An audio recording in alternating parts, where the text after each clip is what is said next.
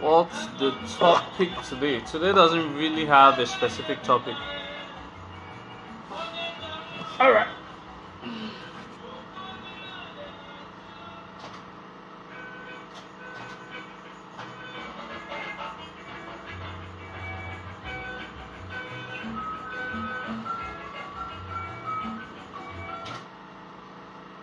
Okay. All right. Sorry.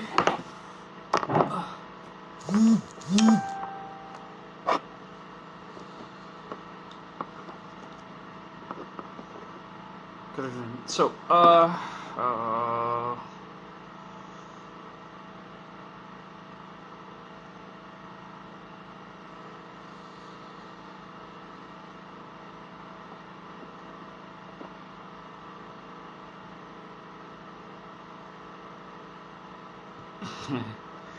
sorry, I had to put up the background sound.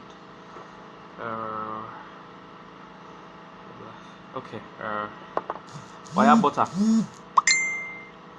Yeah, I did say I was gonna deal with some issues. Well, we're gonna deal with it's not something that could make a full topic. Yeah, I did say I was gonna deal with Esan and Benin relationship. All right, promise to deal with the Esan history today. Yeah, I did say I was gonna do that, but it's not. It's something really brief, 10, 15, 20 minutes. I don't want to do it so much. Yes, I don't want to do it so much. I will take a bit of this, a bit of this, a bit of this. Since I don't want to do it so much on one particular history today. Okay, so I'll just take a bit of this, a bit of this, a bit of this, and a bit of this. So that's my intention for today. So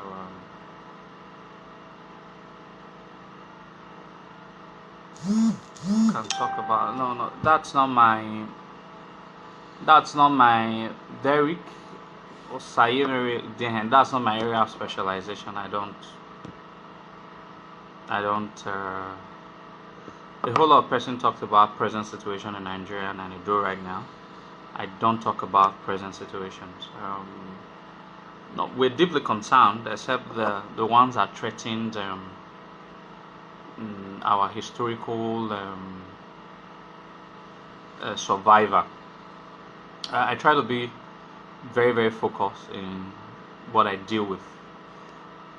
Most times, I try to be very, very focused on what I deal with. I like to be that person who deals practically on uh, our, our old ways of life and how we can use that to change the present situations. But a whole lot of persons are dealing with present situations. I don't want to talk. I'm not.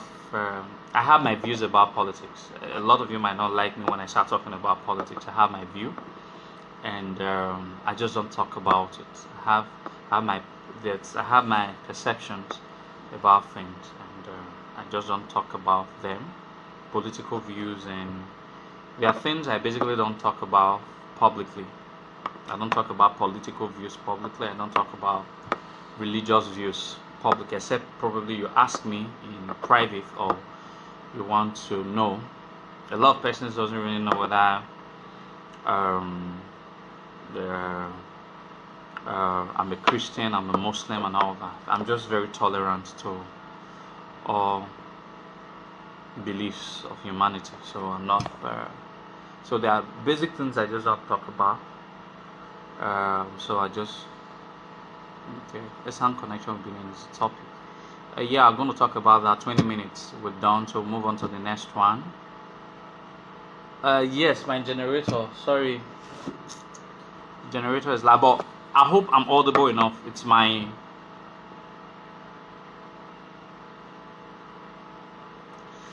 I hope my. I hope I'm audible enough. I hope I'm audible enough.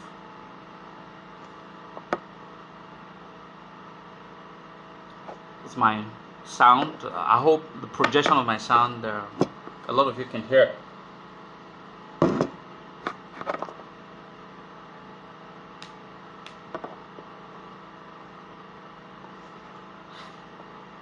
Hmm? Okay, beautiful. Thank you. Worship. Okay, okay, very good. Uh, let's briefly talk about the relationship between Essence and Benin. Um, it's something I really don't want. I don't really want to do it too. Uh, it's something I really don't want to talk so much about because I don't want to. I don't like dwelling so much on issues that can be misrepresented out of or be quoted out of these historical context. All right, I like to keep it as I like um, I like situations where we can all open our minds, all right, to understand from different perspective and views. So basically, uh, it is a bit sensitive when I'm dealing with sensitive issues about Benin and Essence. I like to say the way they are, all right, without having to favor one ethnic group or one tribe over the other. All right. Uh, okay, I think I'll talk about that maybe later. Ogida. I think I have a little bit story, history about Ogida and all that.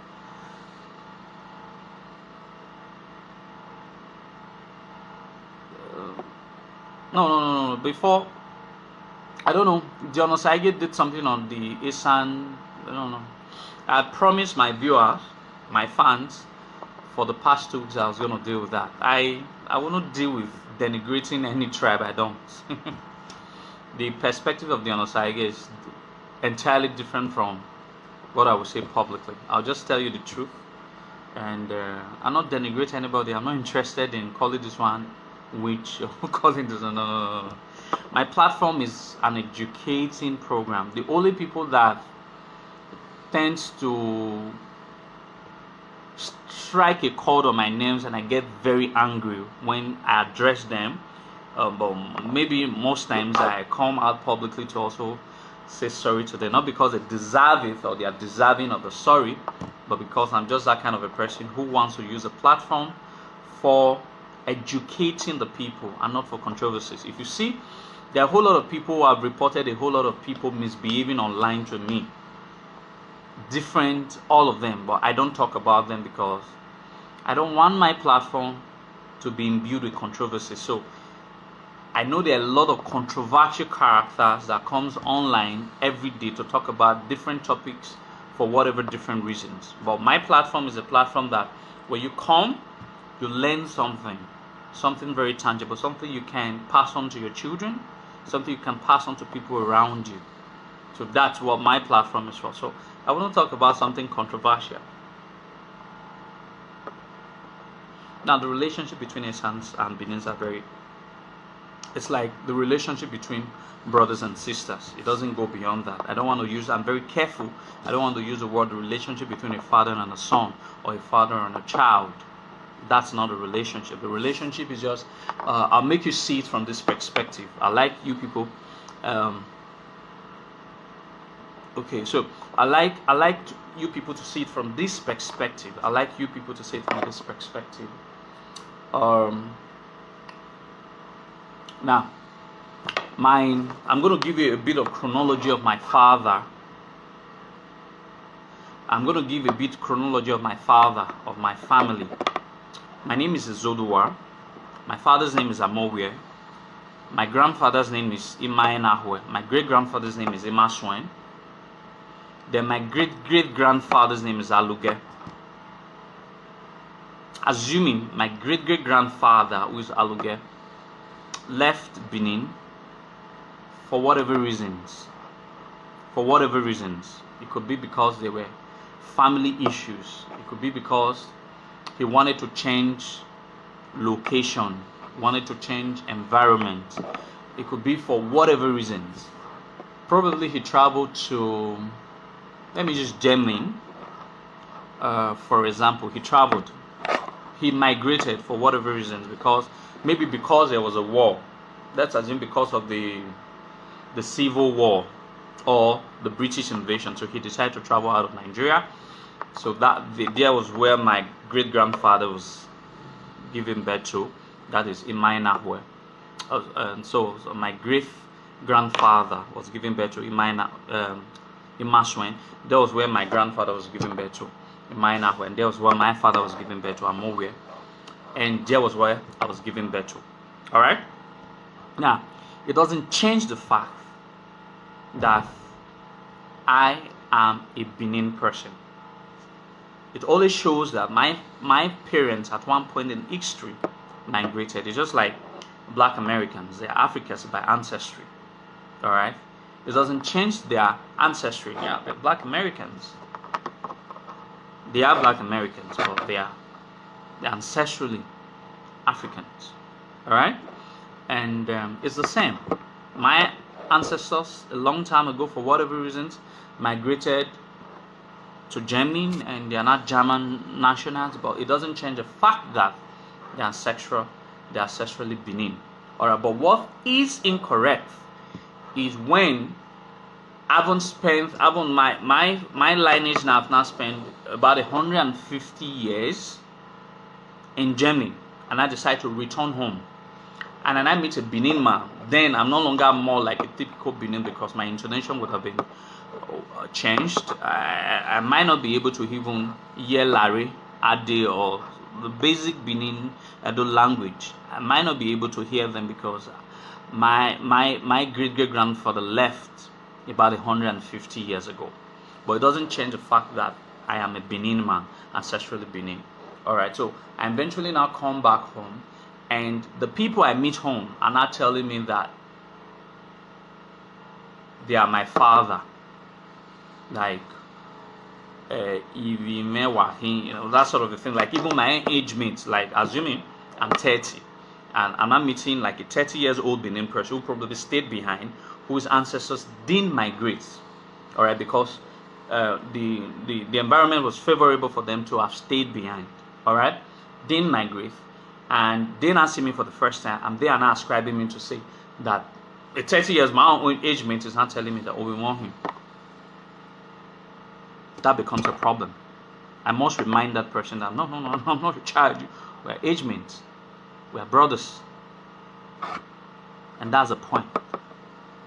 Alright? Now, I don't want to dwell on controversies. Alright? Now, I'm not interested in this is what this said, this is what this said. My programs are usually not interested in all those side talks. Those are merely side talks.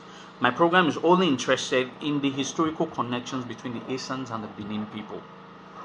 Brothers, related. Asans are ancestrally Benin. It's a one-way thing. Alright? Asans are ancestrally Benin people. Like the history. They are about two types of histories. The origins of the earliest Asans and the origins of the majority of the Asan people. All right. Now there is, according to the works of Professor O.S.B. Omorige, he believed that they were already class of Asans. People existed in those areas, but there were very few of them. There were very, very few of them until a large stock of Benin people went to join them, quoted to be in the era of Obaiware the First, But like I said, I don't want to dwell on frivolities. I don't want to dwell on this is what this said. Like for example, what I'm making reference to. It's as I was growing up as a child.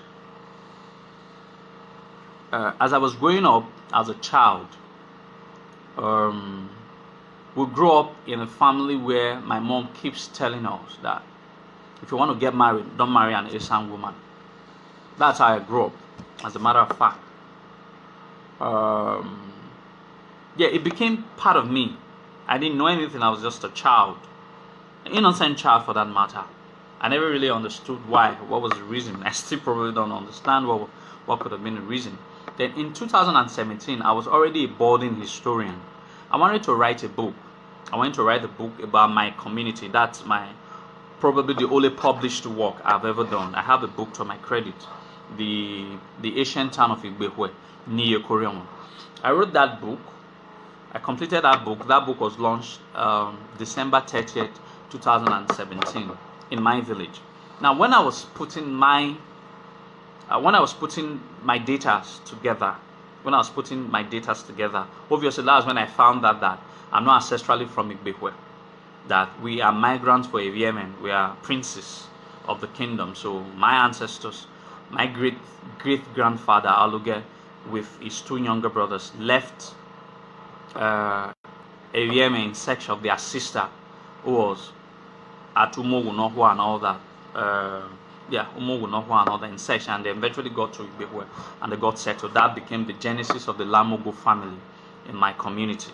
Now, we also had Laigesan family. Now, the original owners of my community are Laiso family. Now, they also had Laigesan family.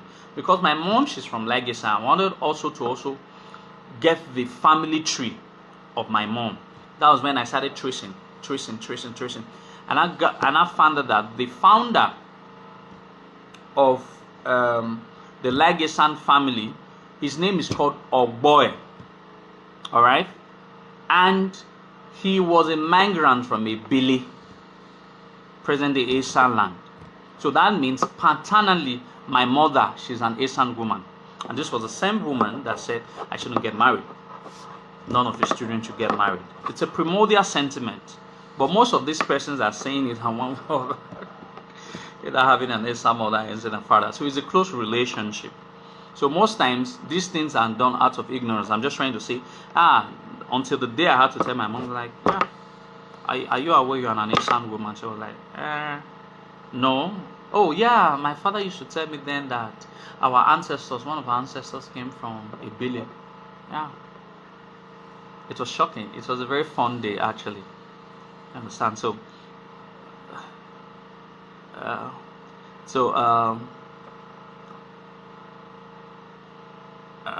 please, I don't want distractions. So, but I'm just trying to tell you, these are sentiments that parents are put in the minds of children that are inherently not true.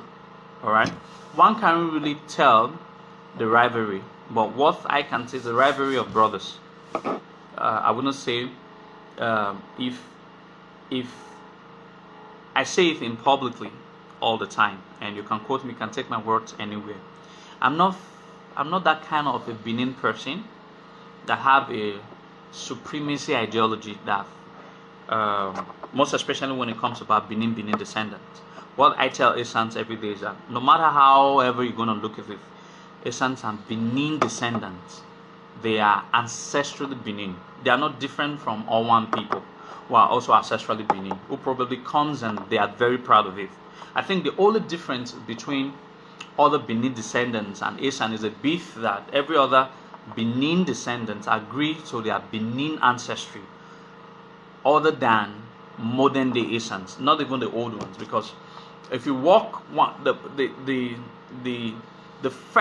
the foremost Esan historian, Dr. C.J. Okoji, made it very clearly in his work, Esan laws and Esan laws native.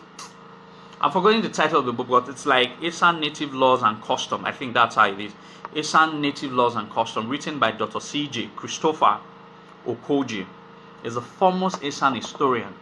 All right, in his work. Sorry, I couldn't come with a book, but I just mentioned the title of the book. It's Esan Native Laws and Custom, written by Dr. Christopher Okoji. He's a foremost Esan historian. Now, I don't listen to these young guys that come on social media to talk trash. I don't listen to them. When you go to earliest Esan historians, like the foremost Esan historian, C.J. Okoji, he may mention there was a part that she said that a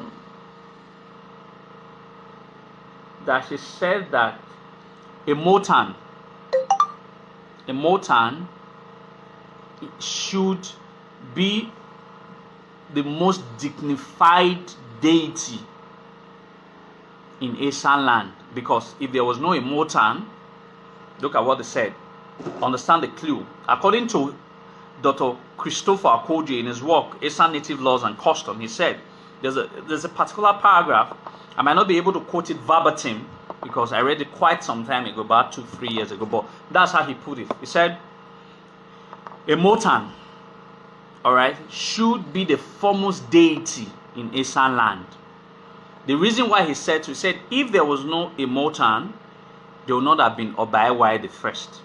If there was not Obaiwai the First, there would not have been Asian people.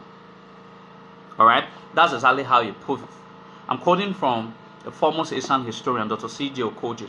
Everybody knows the story. If there was no Emotan, it would have been almost impossible for Prince Ogun to have become Obaiwai the First.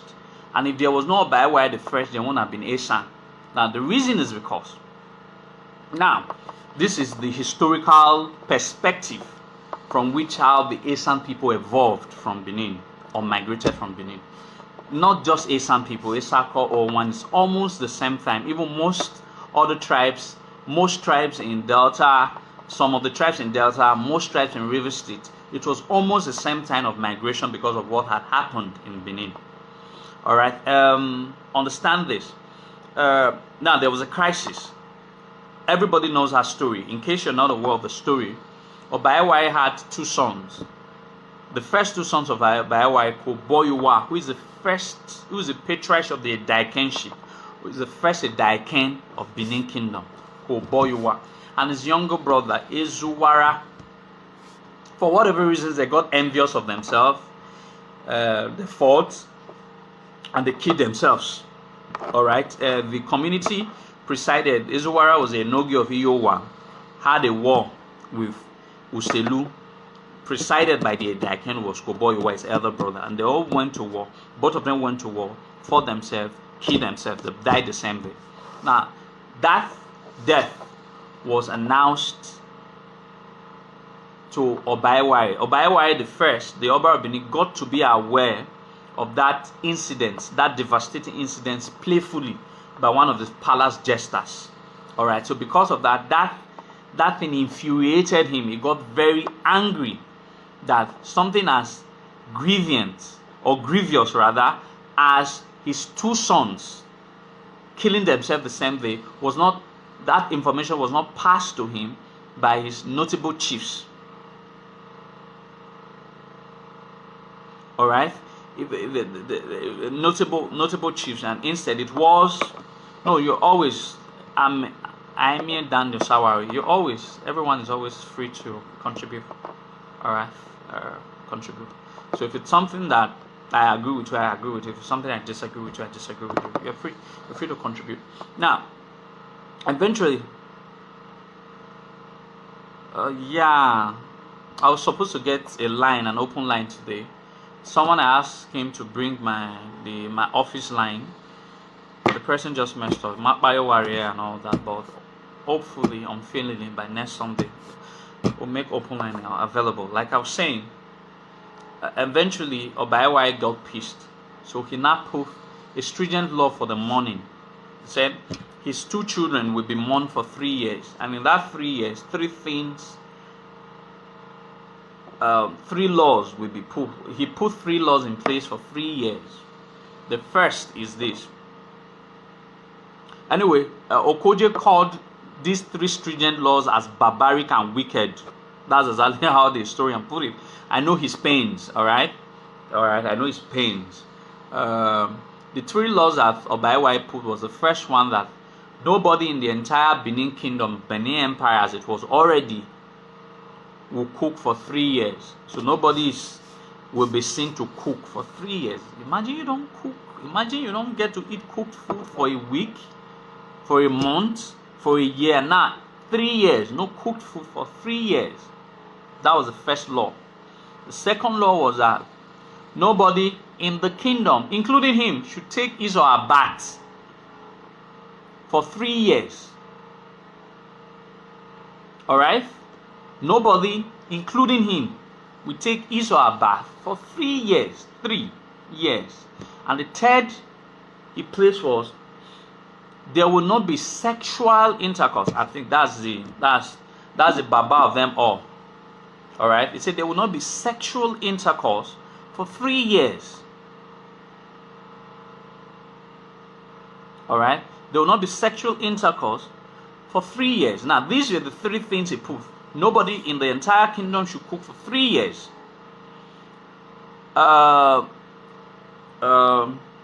Nobody is allowed to take his or her bath for 3 years. And the third one is, nobody is allowed to engage in sexual intercourse for 3 years. These are the 3 laws, very stringent. So, Dr. C.J. Christopher Koje, the foremost Asian historian, called these 3 laws wicked. To an extent, I think they were wicked, actually. To a very large extent. Those laws were too stringent. Alright? So, imagine a nice or more children. Then I say, now they want me weak people pass. Now that no sexual intercourse for 3 years. Imagine. No, say you and your wife, for your day house, 3 years. You know, they touch her. She not they touch you. You know? So these were the 3 laws that was placed in Benin. So the people, the Benin people had no reason and no other option than to run, to migrate. Alright? So there were so much emigration. A lot of people migrated from Benin. A lot.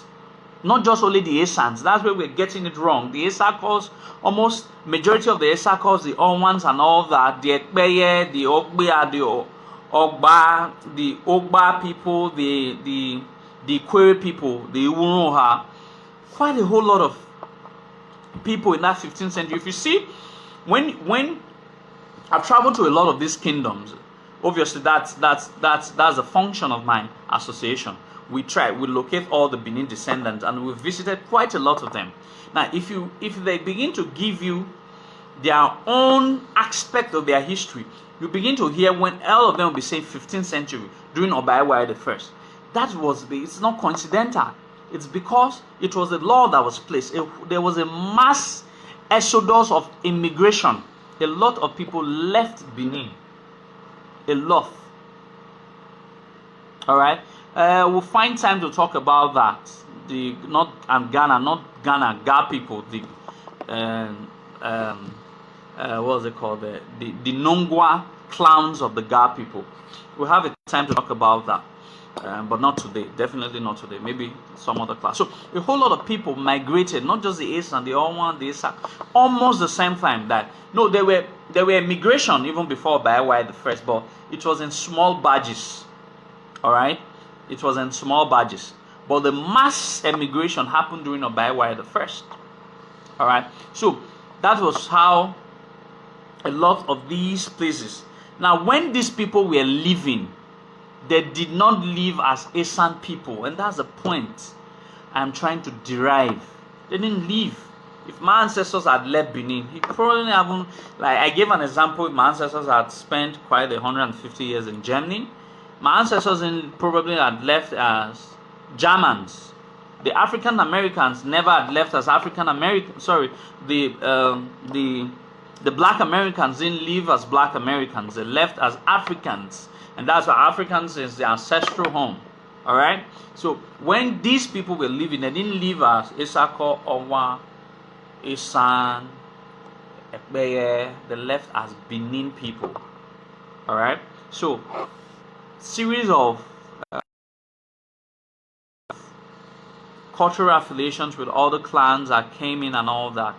Changed languages, changed quite other things. But obviously, the cultural semblance is second to none in terms of linguistic, in terms of languages, in terms of closeness of languages. Sans are the most close to the language because they have the closest proximity to us as well. This is about the general historical background, but like I've said, there's another school of thought that said there were already some Asians who had existed. Some people, whether you regard them as Asians, that existed in those areas presently being called Asa land, before this mass exodus of Benin people joining them.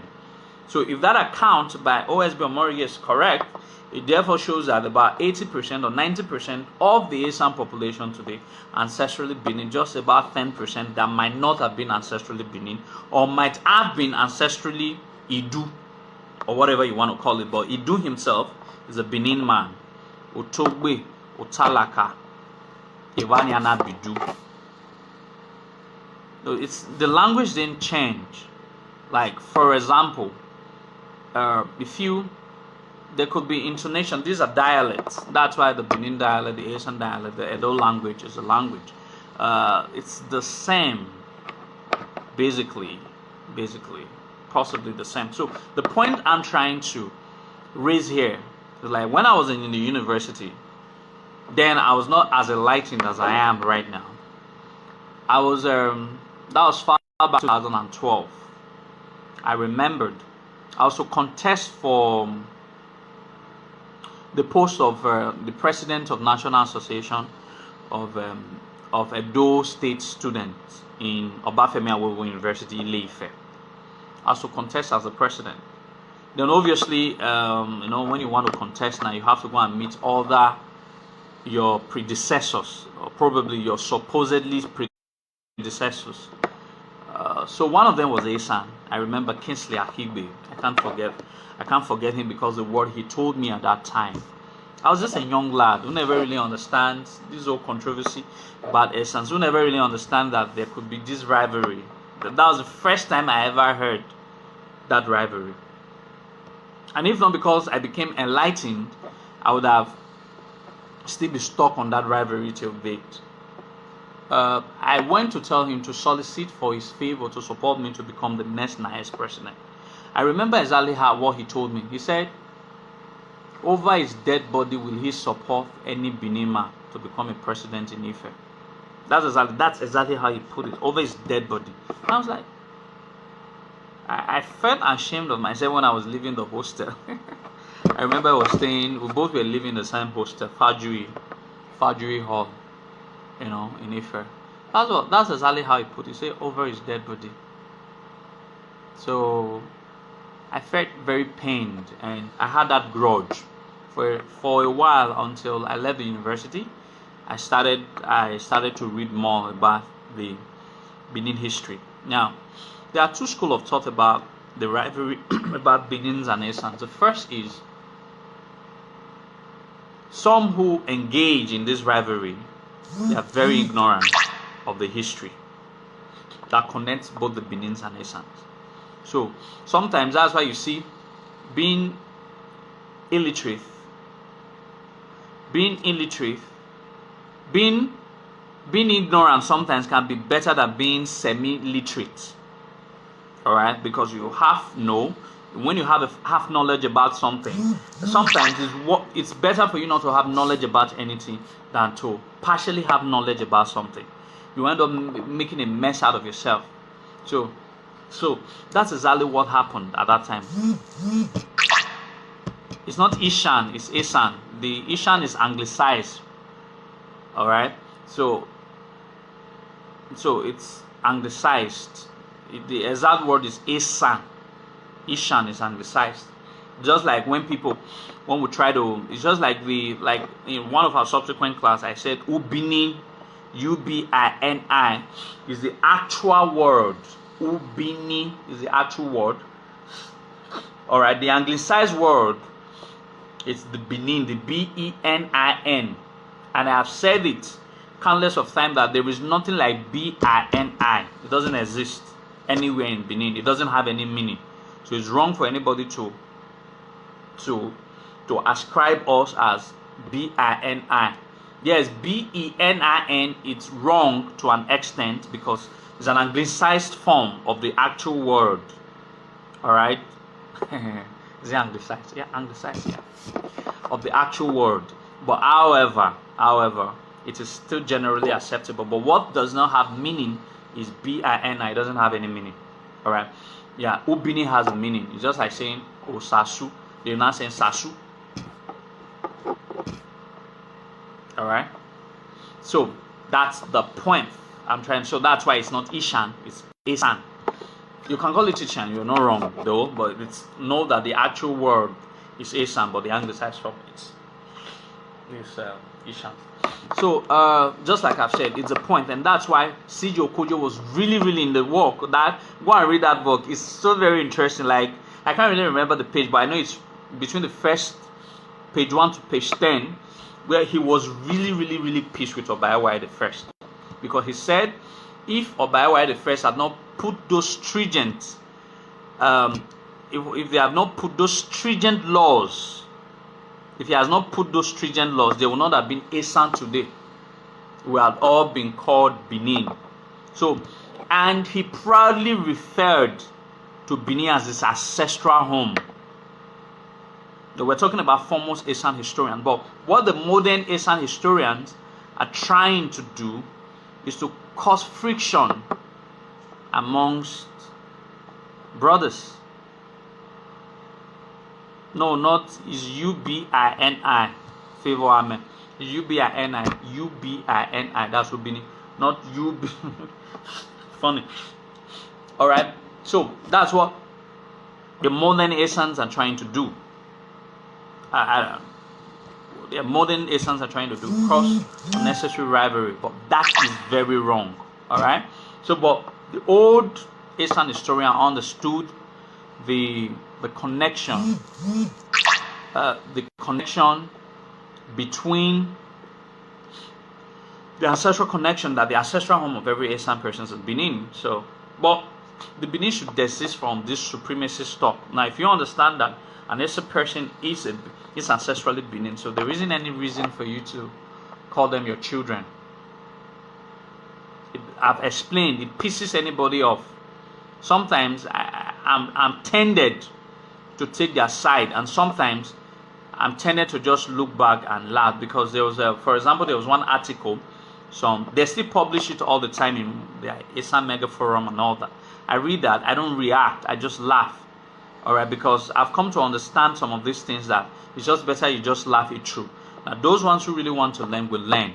Alright, there's this article that they usually publish about the Uzier people killing Ozolwa, killing Obazolwa and all that, and we try to correct them that that's not how that story happened, and they are very proud about it, and that they had a hand in one of the death of one of the Oba, and it's something that they should be not be happy about, but that wasn't the real story. All right, yeah. So it's all about tolerance. It's all about tolerance. It's all about tolerance. Well, I think that's practically where there is a problem. Can't be a senior brother to everybody. In one way, what's your classification?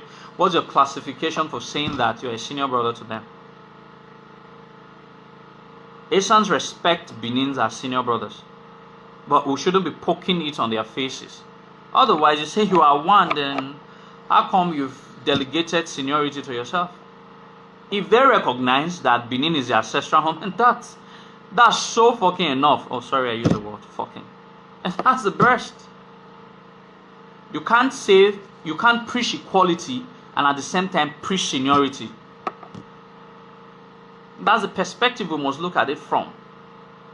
The best argument, and which is true, is that they are ancestrally Benin people. So seniority shouldn't even come. Seniority shouldn't even come. I'm not interested in seniority. If I meet an answer person, if I'm in a group of an answer person, and they said, according to what has been left to them by their ancestors, that the breaking of the kola nut. Alright, the breaking of the kola nut. I've talked about Igweben in one of our subsequent classes, and they are from Igun, the Ben people. That community was created in about 1560. I talked about it in one of our programs. So the perspective is that it is all about when people agree that that's your ancestral. Sorry, I've corrected that. Now, what I was saying is that if I'm in the midst of an Esan people, the whole kola nut that when you see a Benima, he must break that kola nut. Amazing. If Asan people decide to accord me being a Benin person, that traditional respect for me to break kola nut does not mean inferiority. It doesn't mean inferiority. It means an ancestral respect that they still see me as the stay-homer. Like, just like when we talk about the Oni being someone who stays at home and all that, Oni it does not have any connection with Oduduwa, but he was the one who stayed at home to maintain the Oduduwa throne. So every other Yoruba Oba still look at him as their elder just because he stayed at home. So if Asans accord me that respect because I'm a stay at home, that's because I now stay at their own ancestral home. Don't forget, the point is we should understand, we should be more practical in our analysis for us to see the whole essence of this thing.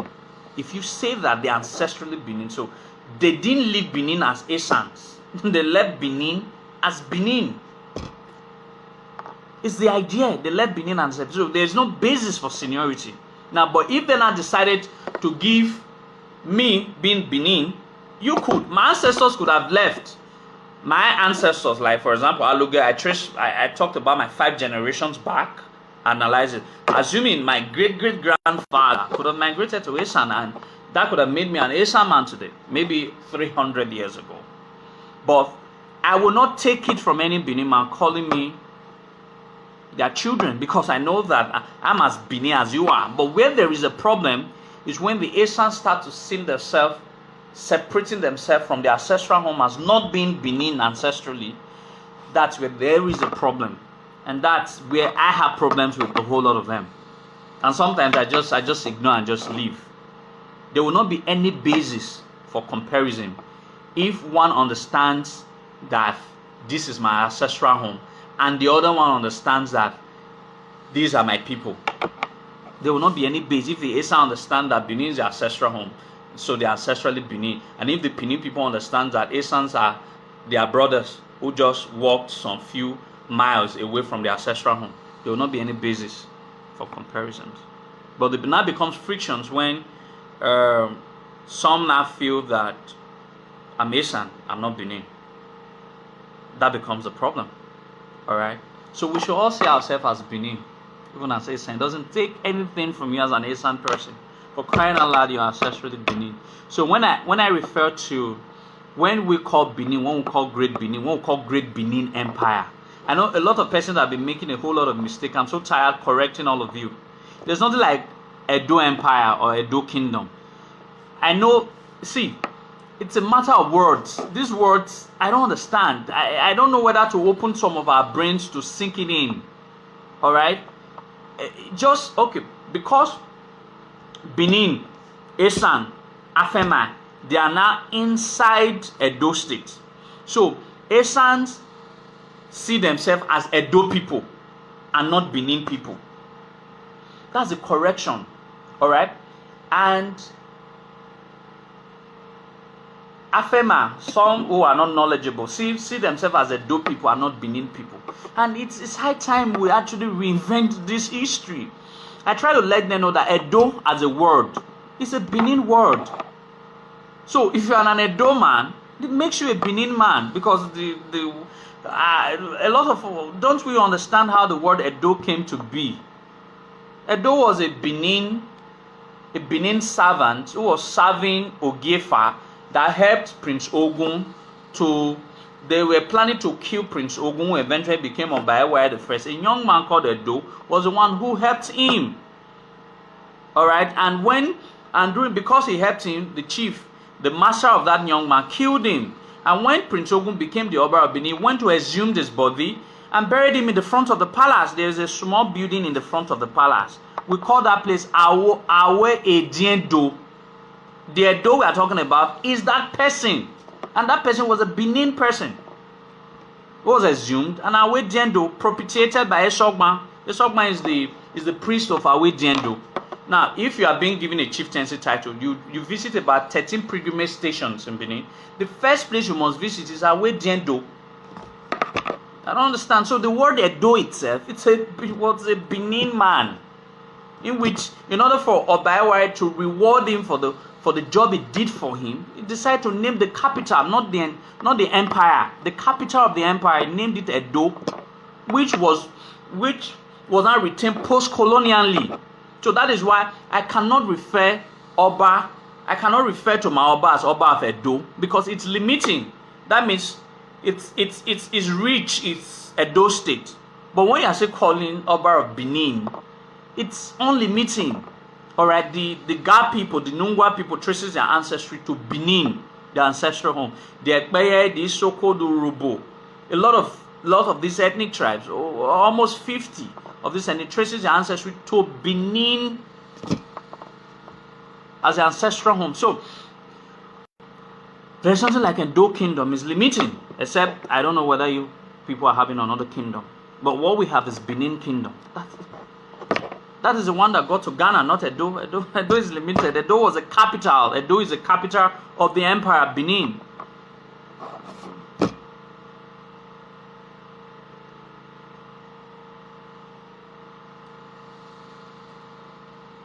Alright, so basically, with that 57 points, these are issues. And while we shouldn't go that too far and start talking about issues that are frivolities. These are issues of frivolities. Alright, let's continually. I know a whole lot of persons. Some of these people out there on social media, they feel that they are doing everything humanly possible to continue to that the only way. Now these are general tactics of Igbo people. They do that a lot. They try to bring disharmony between Esans and Benin, and a whole lot of Esans are falling for it. I don't know why. You start listening to people who will in entirety will never mean you well. In entirety will never mean you well. There's no way an Igbo man will mean any Esan person well. Alright? But a Benin man was okay. Now let me say this. Let me say this so that you understand that there are few misguided Benins and there are few misguided Esans. In how you want to put it, there are always misguided ones. There was a conference that was held in the United States. I can't really remember, but I heard it was in the late 80s. Late 80s. Now the chairman of that occasion was the nationalist, the late Attorney Naharu was the chairman of that occasion. Now there was a renowned professor. I can't seem to remember the name until I make a call to one of my mentors who told me this story some years ago. He said there was a renowned professor who came out. It was an ASAN conference in the late 80s.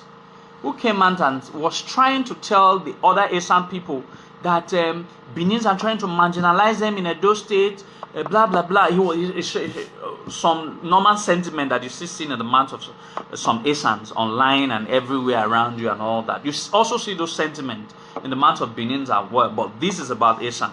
I've been told about Benin also crafting some sentiments as well. But this actually happened in the 1980s. After he said everything, then Enahoro stood up and told him that, yes, Professor, I have heard you, but what you said is entirely wrong, because every single place in Benin land, what you now call Benin land, they are one Asan or the other.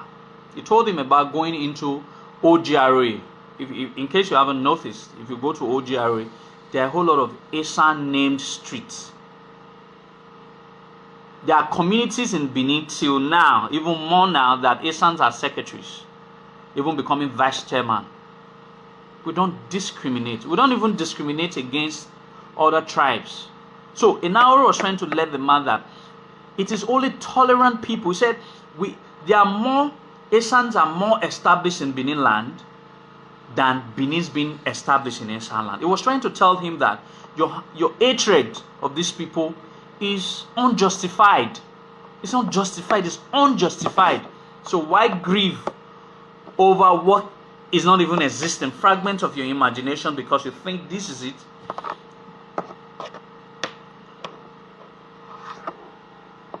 Yeah.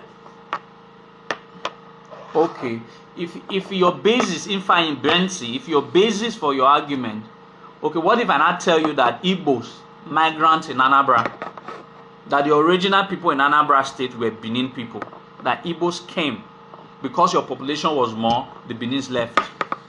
So some people just, I don't know how some people think, Jerry.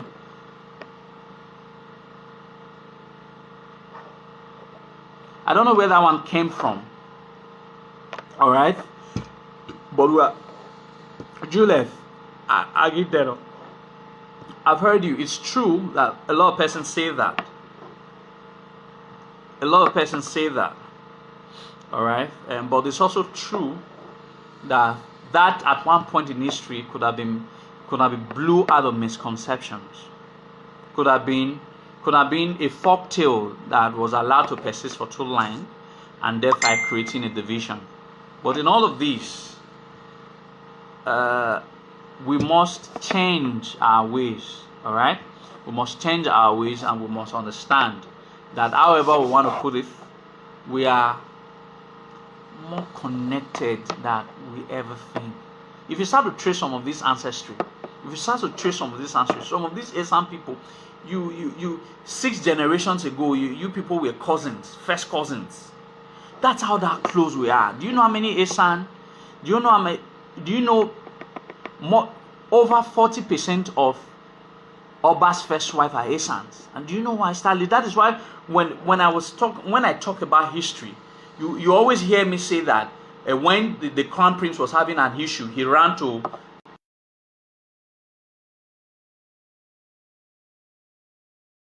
this place. Always in Esan land. That means these crown princes, their mothers were Esan. And when they had issues in their paternal environment, they had to run to their maternal villages.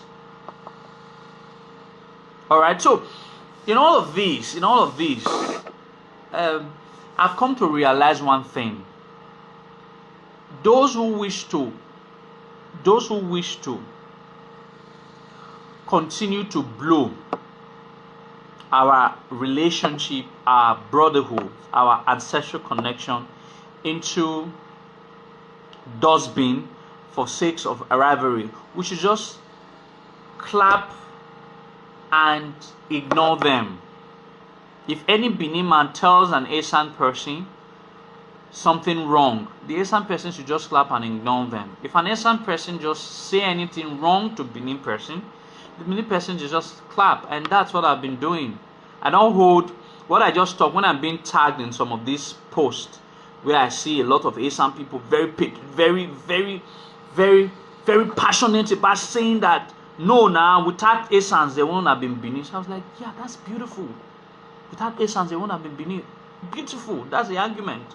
Because Esans themselves are Benin. So that's why without Benin, just like without Benin there is no Benin. So it's an argument.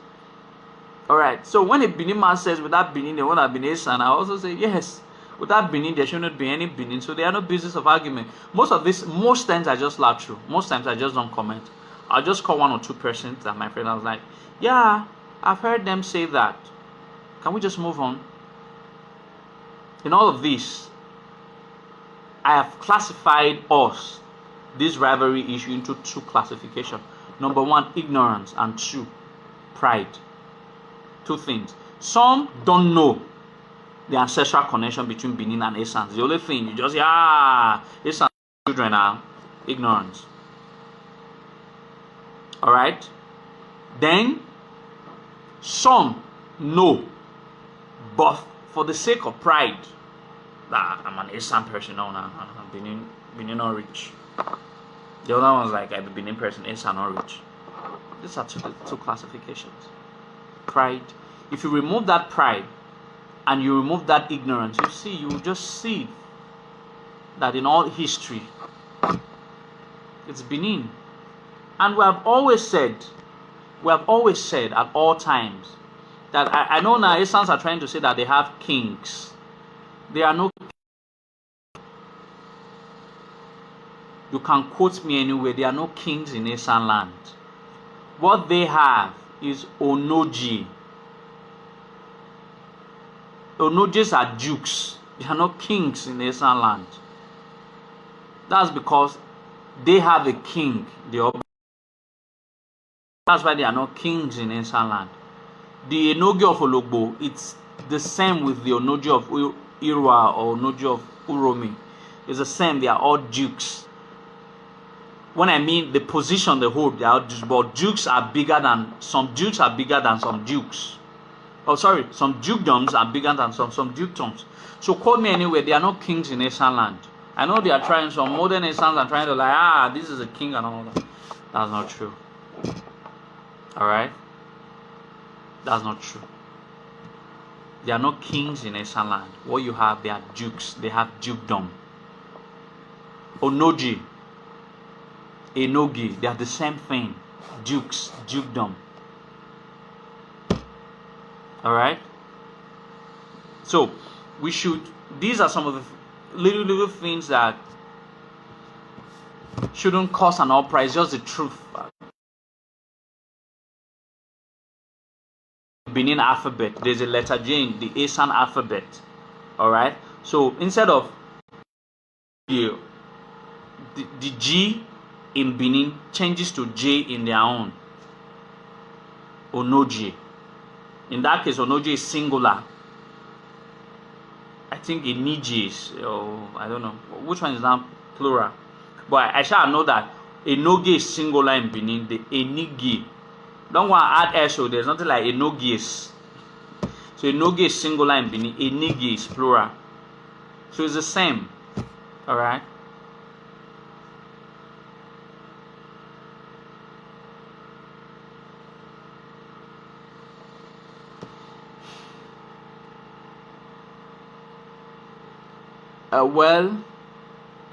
Elite of Saharian, they are just postulation. Who brought Yoruba? What brought Yoruba language? Have you ever heard in Azi time, Anazi Yoruba? If Yoruba was speaking in Benin Palace, why didn't the entire Benin start speaking Yoruba? So these are just colonialist imperialism that was ceded to Yoruba to continue to lie. There's never any time that Yoruba was spoken in the palace. There was a bit argument, even a Benin man was concerned. But if I had replied him, me and I for quarrel, me and I don't quarrel reach like 3 times. There's a big brother, Edo arise. But if he was saying, if I had replied him, me I know I don't have that temperament to see some Benin people playing into the gallery of Yoruba people. So I just give it to you. So we work so very hard to correct those lies, and some Benin people are still using their ignorance or their stupidity or their foolishness and that's towards Yoruba kind of history. And that's the same Benin president that will come out and say Kaladeran was Oduduwa. It just doesn't make any sense.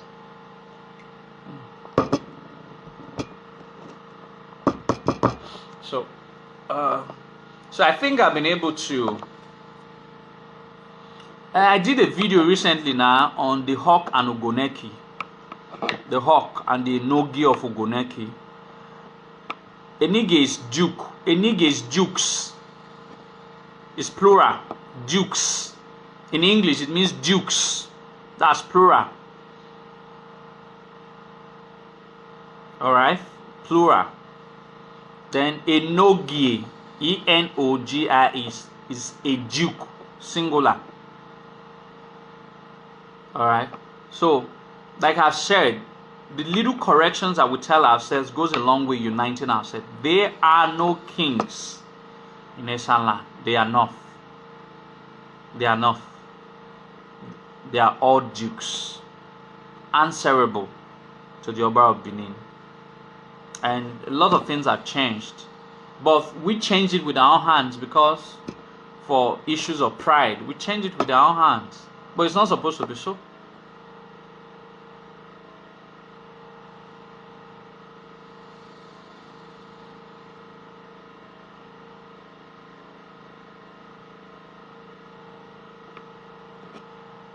whoever wants to go and embrace Biafra, they'll run back eventually. If you go man, you boy now, if you go new boy, my swallow, yeah, you might money. I won't be able to tell you about Uselu. The issue of Uselu happened during Obaisigi or Yesunu and all that. It's another story.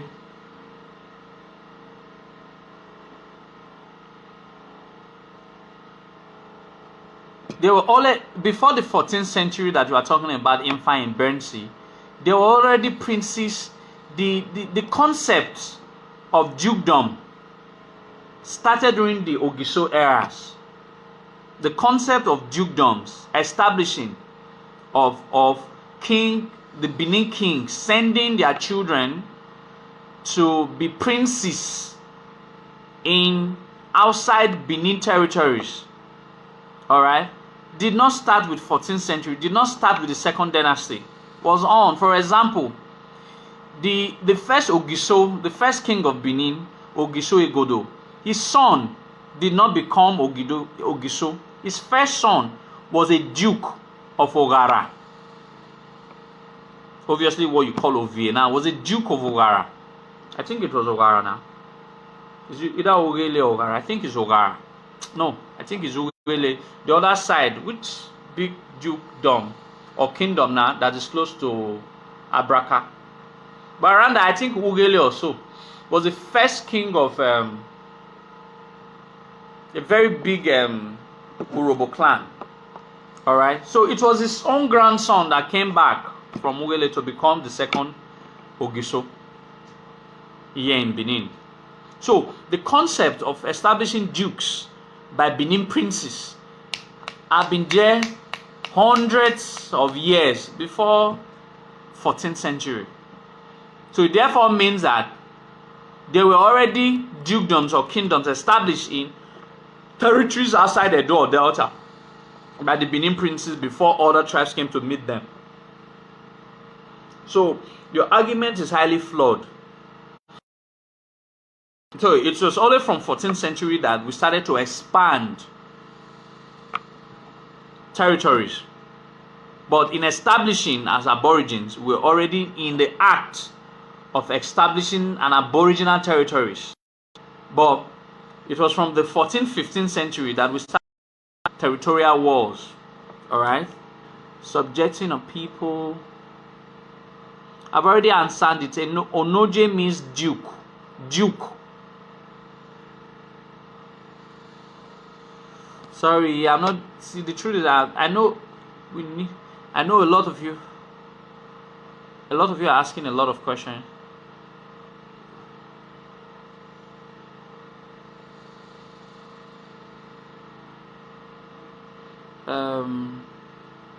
What we are just saying is Igbo people should leave.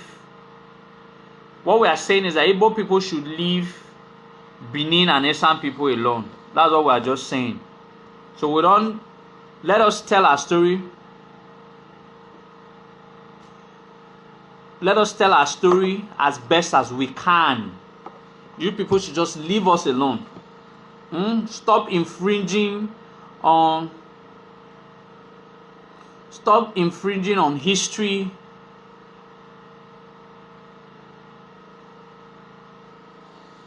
The world is San Pedro.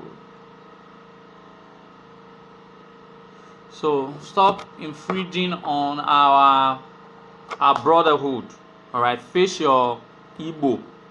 At least no one is saying Anambra people should be separated from Enugu people. I know you people fight a lot. You people used to burn, even communities used to burn themselves in Igbo land, over land. No wonder you want Delta River State or Edo to be part of it, because you guys don't have any land. Like I've told what is factual, what you can Google. If you combine 3 states together, the 3 smallest states in Igbo land, which is the 5 Igbo land you have, if you combine them together, Edo is bigger than the 3 smallest states. Enugu is the biggest state in Igbo land. Obviously, it's about 7,000 plus square kilometer or so. 7,000 plus. If you, yeah, it's quite big. But when you combine those little Igbo states like Anambra, Imo, which one is the other one again? I think Ebonyi is also quite big. Ebonyi, I think there's another one again. If you combine the three together, Edo State is bigger, and then you can prove that Edo State is 17,000 plus. So obviously Edo and Delta is bigger, way bigger than the entire Igbo land. Way bigger, with a lot of change. A lot of change. Because Edo and Delta combined together is 34, almost 35,000 square kilometers.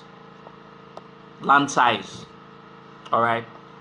While when you combine all the Igbo states, I doubt if you can get up to 27 square kilometers, square miles. Edo is bigger. So that's what was. Alright. Abia, Abia.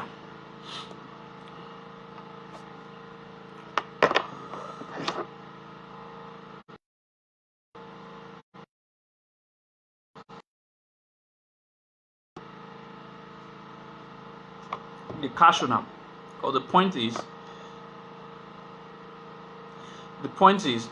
there's something like, the point I'm trying to raise is that so Edo State will be bigger than Enugu and Imo State combined. Definitely. No, what I'm saying is Edo State is bigger than two local governments. You can prove me wrong. Two local governments in Edo South is bigger than, I think, Anambra. Anambra seems to be the smallest.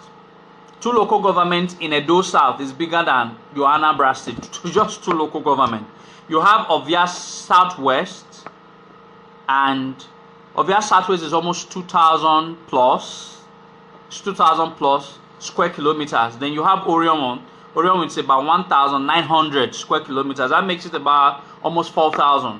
Anambra is about 3,700 or 3,600 square kilometers. So two local governments in Edo South. The small, you know, you people used to say that Oba Benin control just 7 local governments. I'm not telling you now that two local governments. You can prove me wrong if I'm right. If you can prove me wrong now, I'm giving you guys an assignment. You people used to say Oba Benin control just 7 local governments, but I'm not proving to you now that even with that 2 local government that Oba Benin controls, 2, and I just mentioned them, Ovia Southwest, check the size, and Orion one, check the size. Ovia Southwest is 2,000 plus, Orion is almost 1,900. Ovia Northeast is also about 1,900. So two local government is bigger than Anambra. You can check.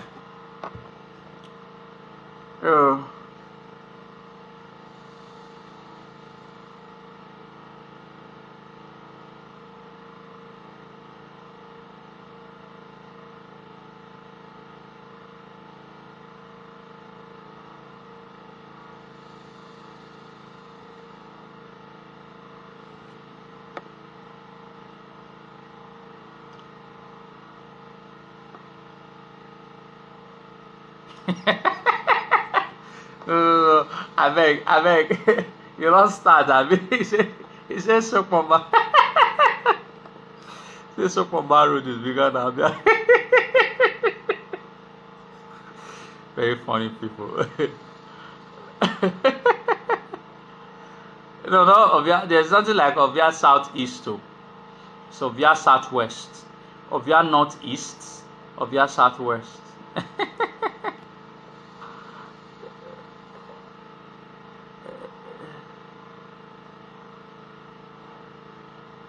Okay, we have heard you, Uchena, John Coco. We have heard you. So go to your landlocked Anambra State and leave us alone. Don't also forget that the real owners of Anambra are also Benin people. The Onitsha's are Benin, so we also own Anambra. Is it not the commercial hub? The commercial hub of Igbo land. We own it, Onitsha. The Benin's own it. So we have been owning you people right from time immemorial. Don't also forget the Onitsha people are Benin people. Or the do you want to argue that one now, Abi? You want to go and meet Obi of Onitsha? Go and ask him. He will tell you himself.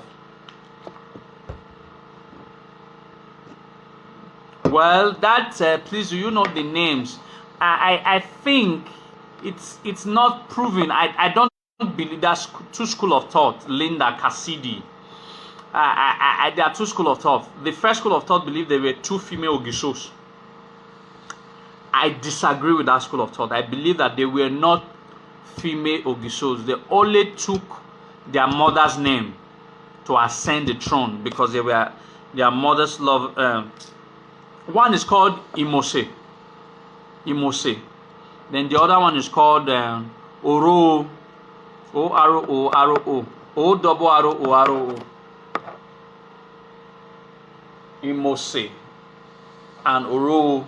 I think they took their mother's name. They were not actually. I don't think there are two schools of thought. There's a school of thought that believe that they were two female Ogishos. There's another school of thought that they took their mother's name on ascending the throne. And I believe in the second school of thought that there were no female Ogishos. But I'm just giving you their names. Linda Cassidy. Alright?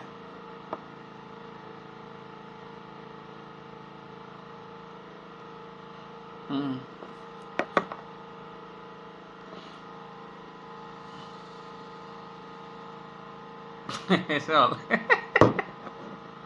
I mean, when I leave Igbo people alone, no, more not nag them today. More not nag them to let them be. We'll create a class for them to nag them at Bako.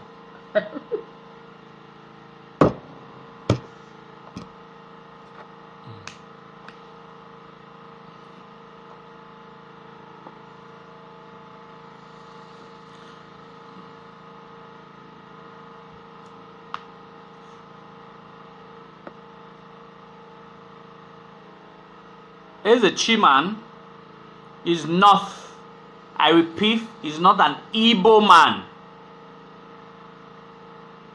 It was a name, probably the Igbo called him. The Benin didn't call him Eze Chiman. The Benin knew him as Ihimi. That's what we knew him as. That's what we called him. If it was an Igbo man, why did the Obaisige send royal troop after him to return him back? It has to be a royal blood. And the Unandi Azikwe, I'm not saying the bleached, the one that the bleaching guy, the Unandi Kanu. I'm talking about Unandi, the real Unandi, the Unandi Azikiwe. Already said it, my old Desi, when he said that why is it that the Onitsha people do not mix with other Igbo people? You understand? Onitsha people sees other Igbo people as inferior. You know why? Because that's because they are royalty. Beneath that, you see, they have the same pride issue with Benins because they are Benin people. Onitsha people see themselves as special breed because they are royalty. They are Benin royalty. So we have already proved this Chima is not an Igbo guy. It was a name that he became known as. For example, there is the Enogi of Ugo, near Korean, the popular called, his name was Emok Baogbe, but he had a nickname that most Benin people knew him as. It's called Agboridi. Agboridi is not a Benin word.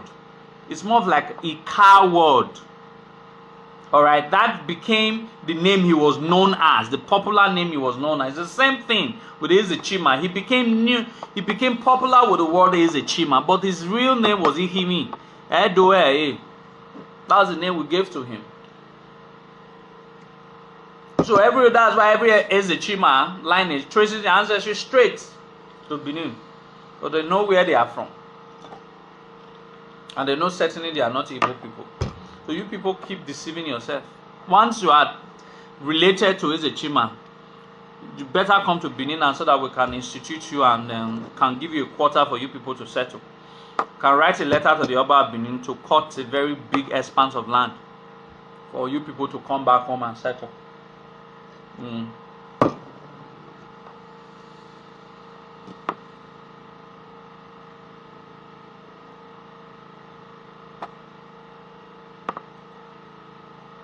I said it's Benin. I just told you. What proof are you talking about? Are you aware he fled from Benin? And a lot of those words that you call Igbos were only Igbonized. They were actually Benin, like for example, Asaba, Eseba, Agbo, Agbon. These were all Benin words, only Igbonized to suit the majorly Igbo. Most of those words were Benin. Most of those words were Benin, only Igbonized. I'm sure that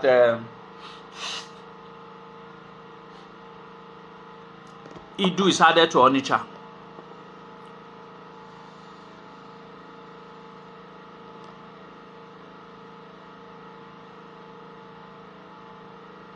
Okay, let's drink a hero.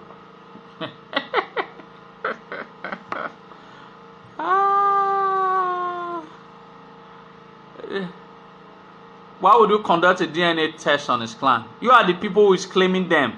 Alright? Don't forget the DNA. There was a DNA test that was conducted with do you know that the DNA of the Igbo persons of the Igbo people is very close to the DNA of the Yoruba people. So Igbos and Yoruba, I think Igbo people came from Yoruba, the way the DNA. There was a DNA that was conducted on Igbos, Benin, and Yoruba. So that's where you discover that the DNA of an average Igbo man is very close to the DNA of the Yoruba person. I hope you are aware of that. In case you are not aware, go and find that. So it's possible that the Igbo people came from Yoruba, or Yoruba came from Igbo. One of the two. But the Edo people we don't have any affiliation done with you. I'm sure when you conduct a DNA test on the Onitsha people, it will be far off from your DNA. You are the people who is dragging all these people. We don't drag them. That's the difference. You see the difference between the Benins and the Igbos. Let me tell you the difference. The difference is very clear. We are not the one who is dragging all these people. They are the one who is coming out publicly to say that they are ancestrally Benin. We are not dragging. You are the people. You Igbo people are the one dragging these people. So it is better you go and conduct the DNA test, because they are not going to follow you people. You cannot drag them. They know they are not from you. And that's the point. So you get tutored.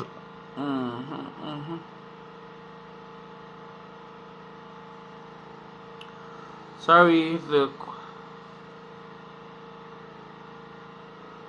oh, okay, Benin invaded the San land. Oh, okay, we have heard you. Go and sleep now, child. Go and sleep now. What's his name? I do is from Ile-Ife. No, that's not true. Sandra Alfred.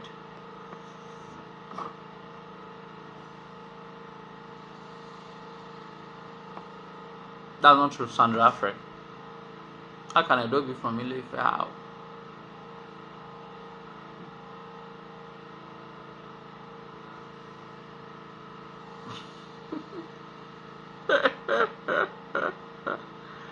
You see me Buhari conquer. Buhari not get their time, Jerry.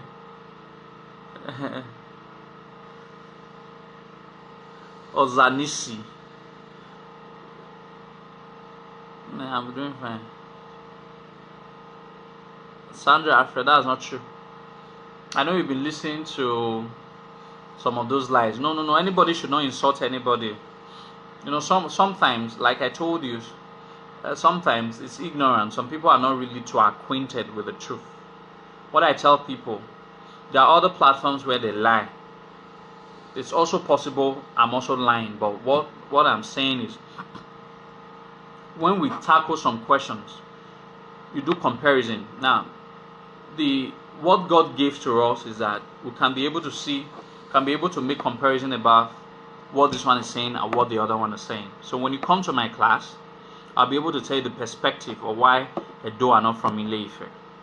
Now, open your mind to listen attentively. Ask your question so that you can have an open mind. After listening attentively, carry that same open mind to the other class where you've been told that Edo people came from Ile-Ife. with that same open mind, having these two open minds, then you will not be able to scrutinize who is wrong, who is telling the truth. That's how it works everywhere. All right, you have to open your mind to listen to this narration, and listen to this narration. All right, I've listened to Ife narration, and I listened to my narration, and I just knew that there's something not correct, that is very completely veiled off from logic, the Ife history.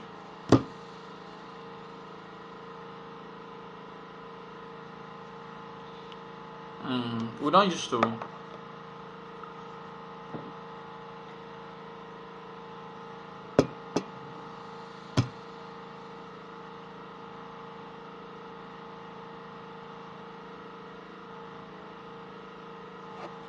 Anyway, what time is it? I think we've spent quite a lot of time. Please, ladies and gentlemen, I don't. Ladies and gentlemen, Sandra Alfred, I will not be able to take all your questions, or all the questions you're asking for today, because maybe we'll take another time.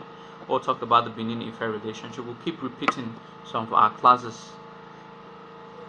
So we'll keep repeating some of these topics, so that try and join us in our next Sunday, and so that we can create. Hopefully next Sunday we'll have open lines. You can call through, ask a question. Don't be insulting. Just ask your question, and if you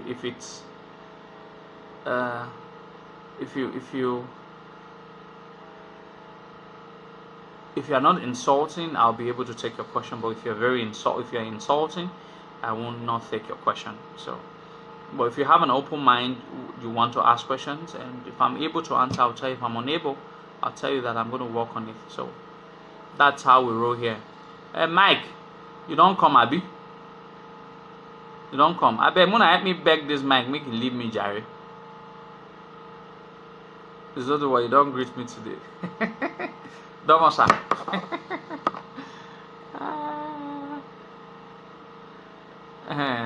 Maybe when I help me beg Mike, make him leave me. I don't tire for the guy.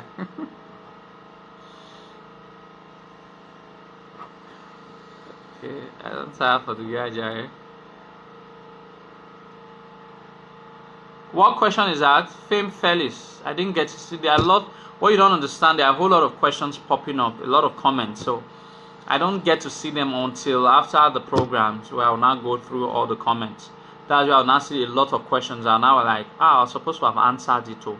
That would have been very interesting. But most times I don't see all the questions that you're asking, because a lot of questions are just popping up. One of these days I'll talk about Benin and Orobo. Alright, I'm from Benin, Okada. So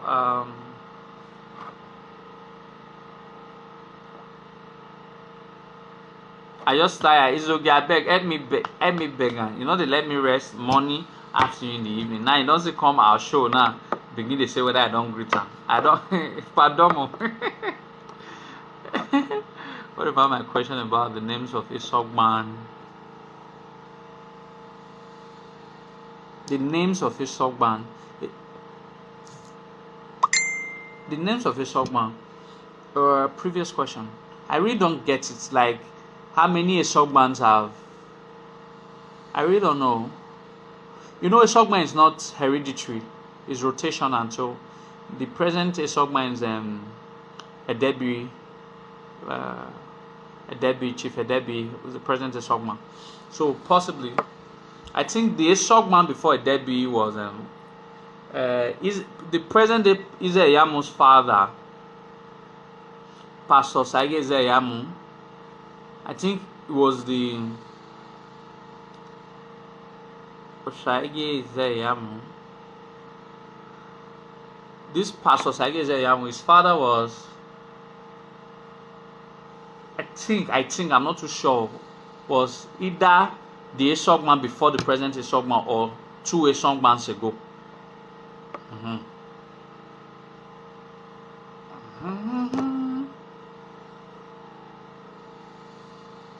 Okay, we should officially, because those Edo people misbehaving on social media. Igbo people like Edo people misbehaving.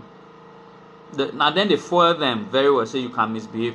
So we should just officially make a pronouncement that they are no longer Edo people, that we don't dash them. Yes, Fame Felix. Yes. I think someone already answered it, Fame Felix. If a Kaladeran is Oduduwa, our brother in Japan answered it, I remember. Yes, he is. They didn't believe he was. Okay, Samuel White. My number is 08136722162. Samuel White, I'll repeat, 08136722162. That's my number.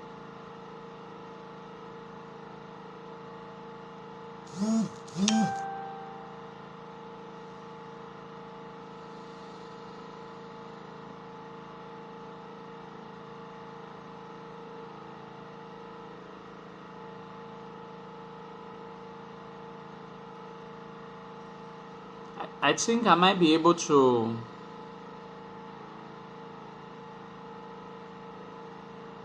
It was for administrative purposes. It doesn't. Okaige-san. It's not as if the Onoji of Ira is bigger than the Onoji of Woimi or Uromi and all that. It was for administrative purposes. I can't really remember that about, but Julius E. Raymond, I know the story very well. I think I was reading it recently. I can't really remember. Okay, but what happened was that it was for administrative purposes. The Oba was just saying, the Oba at that time was saying that if all the dukes, all the Onojis of Esan land come together, there should be someone that should preside over them, that should be able to coordinate. Not that it's older. It's not as if the Onoji of Ira is bigger than Onoji of it. For administrative, like they are all equal. But when they now come together, it should be someone who presides over that meeting when they collectively want to preside over a meeting. I think it was happened. One of the Oba, I can't really remember the story, but I think I read it recently.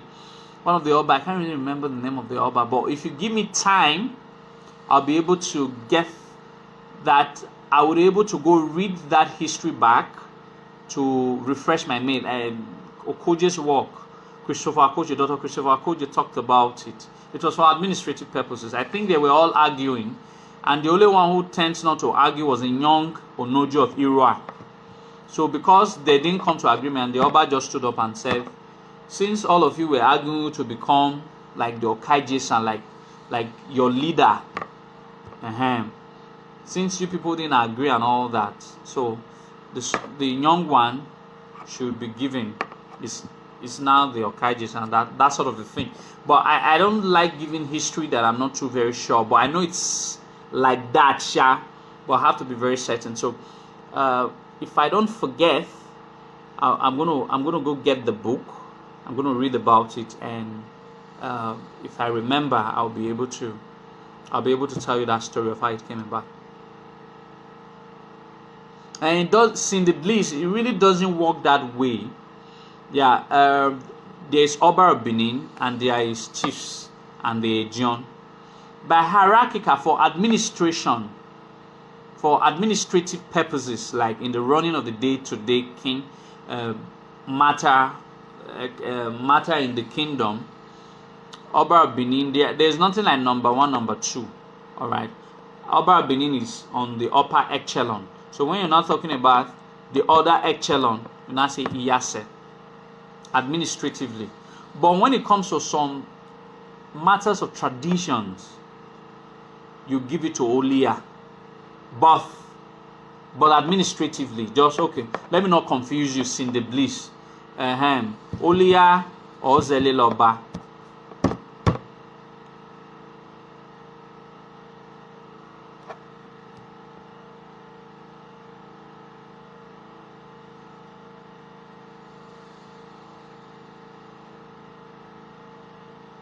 keep telling them, fellas, where if they tell you anything that you are not too very certain of, always call me in my line, whether on Facebook, call, or you have my number, you call, then I'll be able to put you through and ask you and tell you some certain things that when you tell them, they will not be able to answer.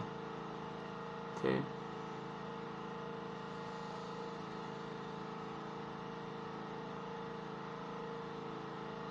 I have repeatedly corrected you people, call to glory.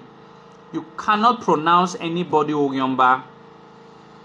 You don't have that right, you don't have that power to call anybody Ogyomba. I've said it 1,000 times. I don't have that power, you don't have that power. It's only the Oba of Benin through any designated mouthpiece, anybody he sends, that can officially come out and declare anybody Ogyomba. If that is not done, that person is not an Ogyomba. You don't have that power, I don't have that power. So we should stop, we should understand. Ileledo. If you are an Oviedo Sese, you should know that it is wrong for you to call your fellow Benin an Ogyomba, irrespective of the gravity of the crime. That's because you don't understand what Ogyomba means. An Ogyomba is worse than an outcast. Okay, I think I got that one right. Igodo was the first Ogisho.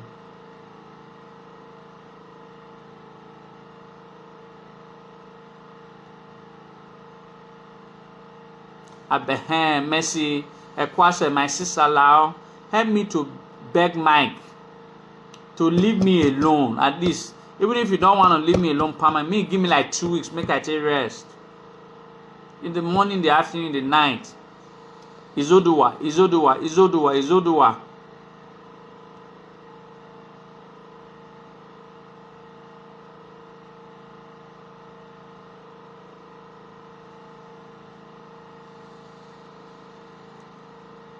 No, now. The only point is I don't answer to you, Chena and John Coco. Say your name very funny. I don't answer to you. I only answer to my Do people. Definitely not you. Alright, so if my Do people request some of these documents, I'll provide it for them. I have a whole lot of them. So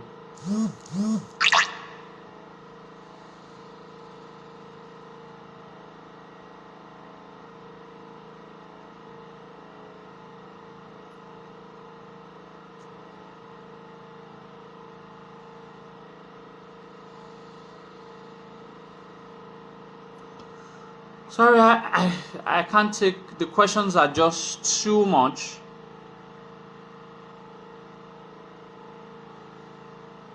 I think something like that. He was standing while the others were seated. I think something like that. But I'll be able to get something as regards that. I've addressed that before. Frosh Lock Osman of Yahweh. There was a class. Go and look for that class of Yahweh. Go and look for that class when I titled it the Uzama Niyon. Go and look for that class. I had specifically not just only talked about Oli, I talked about every other person. And there was even a video I did that it's very popular on YouTube and Facebook as well, on the Ejion, the 7 kingmakers. Alright, I talked about it very well, so you'll be able to go and look at that video of Osman of Yahweh and be able to know all the duties of Olia. Okay, so Facebook queries, what people, they're passing.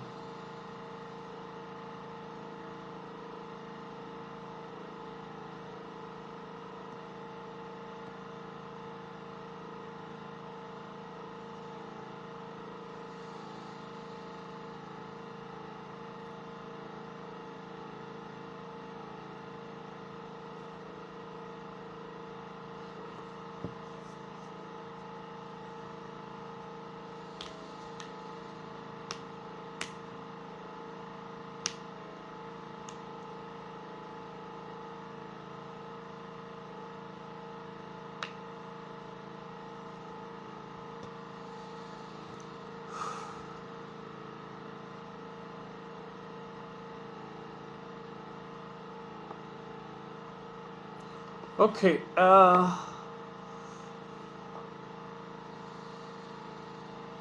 Okay. I will just be rounding up now.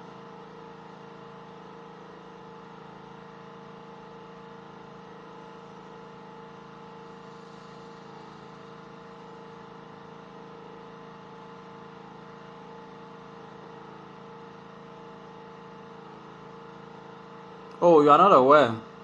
What rubbish are you saying? Because I hear that brother lacks sense. That's not how you spell sense. Correct yourself. You that do research every day to teach history, say Igbo. That that's a very wrong English. At least you that know book. Me, I don't know anything, but I can't write this rubbish that you call sentence or statement. I'm making a sound to Benin that Igbo has link with Yoruba.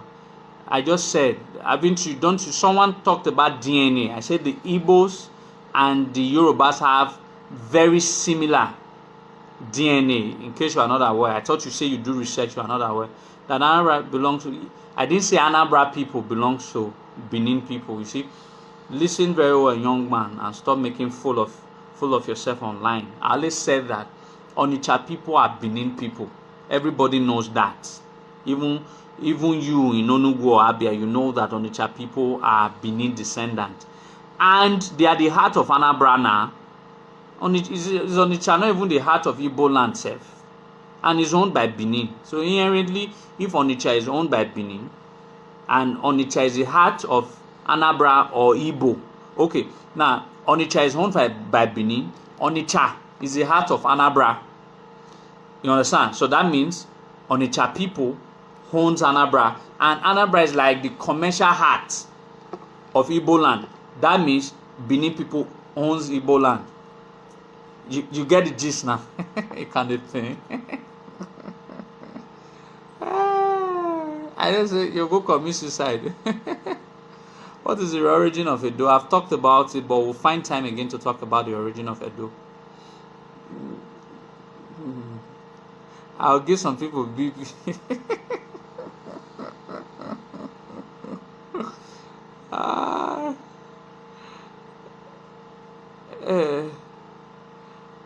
I get tired. Maybe they give the guy money, me say they attack us online. Anyway, ladies and gentlemen, I think we've been able to. I was thinking I was going to be able to take some of that. The father of the calendar and who became Oduro. So I think I would have been able to take other topics, but I'm unable. It's fun. It's really very educating to have you guys around today. It's amazing to have you guys around. So I've been able to establish the Asian and the Benin relationship. No. I will not block him. If I wanted to block him, I would have blocked him since. I like his company. At least it's making here lively. So let's leave him. And as far he's not insulting anybody, he's not being very invective in his statement. So I would just allow him be. But if you start insulting, and that's when I block people, when they start to insult. Alright, but if you don't insult, let them keep shouting their Biafra or whatever. So I don't block people for having their own opinion. I only block if they start insulting. So today I hope we've been able to learn that the relationship between Asians and Benin. All right, I'm begging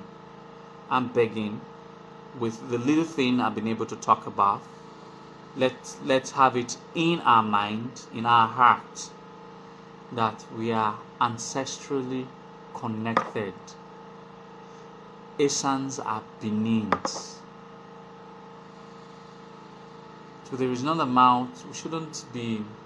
This is supremacy. This. It has to stop. All right. So it has to stop. All right. It has to stop. I've told you, keep lamenting. Ezechima is what the Igbo people knew him as. His original name is Ihiri. That's the name we gave to him in Benin. That was his Benin name. He's a prince. I've told you to go and read Unade Azekwe's work, My Odyssey. He called himself a Benin man.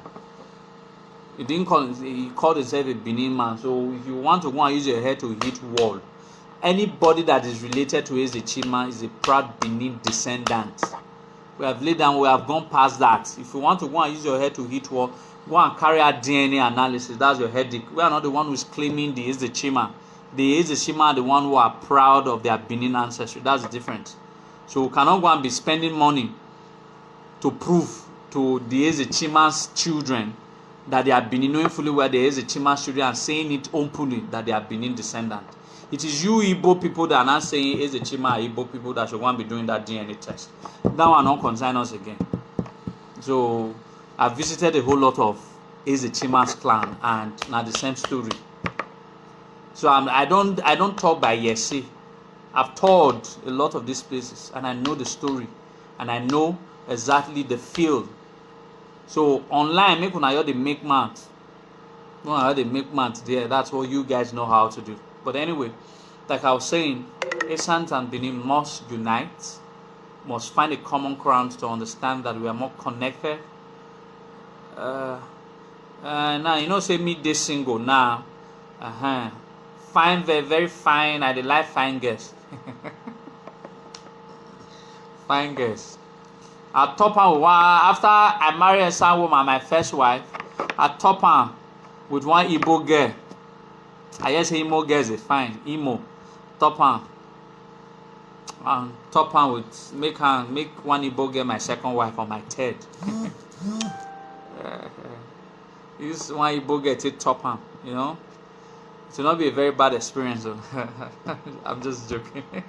I just look for their trouble. Anyway, thanks a whole lot. Let's have it on the back of our mind that we are all Benin people. Benin as Esam, we are related. All right, and yes, let me see.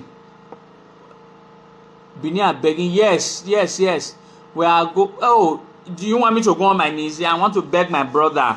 Yes, Benin will continue to beg Esam for friendship, for relationship, for brother. Yes, I'm on my knees. I'm currently on my knees now, begging Esam, please let's be one. Let's be united the way it was in the old. No continue. If not now, I will bust your head. Good. I'm on my knees. We are begging. I pain am too. I pain am.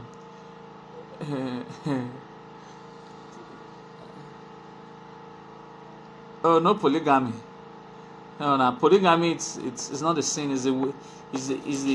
It's our ways of the old. You know, they my eye. You know, they my eye. I'm a very gentle person.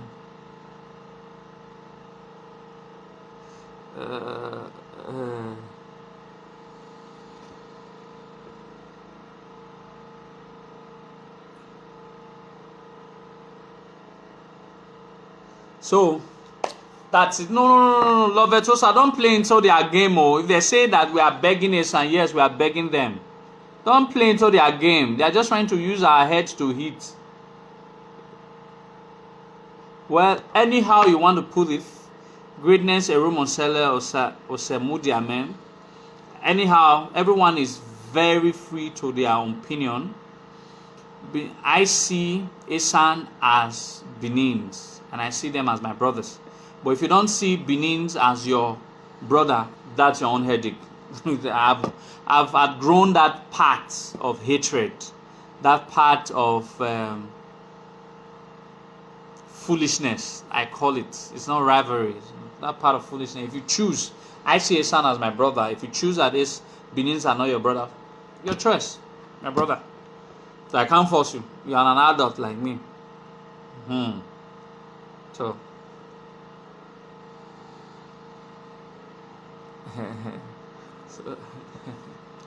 So anyway, so I want to thank all of you. And it's most amazing having to share this very moment with you guys wherever you are.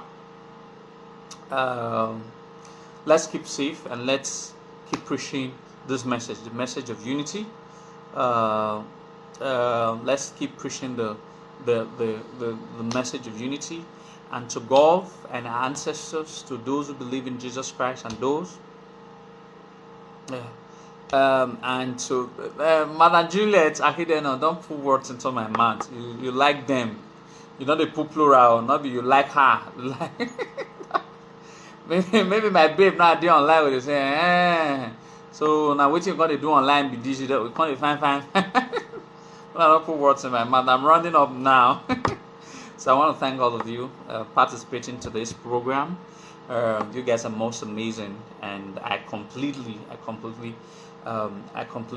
respect all your opinions. I completely respect you guys following me day in day out, and I thank God we've been able to address about 1 or 2, 3 matters, and some of us will have something to go home with, and to be able to tell our children, to be able to tell future generations about some of these things that we've learned. It's all about my program. We educate our minds, we try to exchange ideas, we're trying to look at critical ways for which to unite. For unity, they say, is strength. And that's exactly what some of us will keep clamoring. While some clamor for division, we almost, a larger percentage of us must clamor for unity. Do not think if a Benin man or a woman does anything to you, do not generalize that if that is what every Benin man or every Benin woman does. If an Asian man or Asian woman does anything to you, do not generalize it. Like one Eromosele just said, he's not Benin. Alright, that does not mean that that's what the Asian people have said. Alright, even if it's just 10% of the entire Asian people that are saying that one way or the other they're ancestrally Benin, that's a good percentage to start from. And it's good enough to start building on connection. We should dwell more on what connects us, what unites us, than what divides us. And that's the message for today, for both my Benin people and my Asian people. So if I had say words that wasn't really too okay with some persons, it happens. And I sincerely do apologize for some words I could have used. For our Ido people though, of Benin descendant, not Igbo. Like they go use their head hit, me they go hug transformer the day. Me they go use stay hug transformer. Like not they always say most of the transformer for Nigeria, but they like they go hug transformer. That don't concern me. No apologies to all these people, but to my Ido people, a lot of apologies. So thank you all of you, and I'll see you next week Sunday, this coming Sunday. The time is always 8 p.m. So join me 8 p.m. next week Sunday, so we can talk about other very interesting topic. I'm going to choose a very interesting topic for next week Sunday, so that we all can come and participate. All right, we all can come participate. So thank you all very much, and I'll see you next week Sunday. Oba talk by you. You do like this. You don't do like this. So if I'm about all way. So Malani Oba now we are just if you're Obama here, we are Oba's children. So so why I was. Thank you very much. I'll see you guys. Bye bye. Bye bye.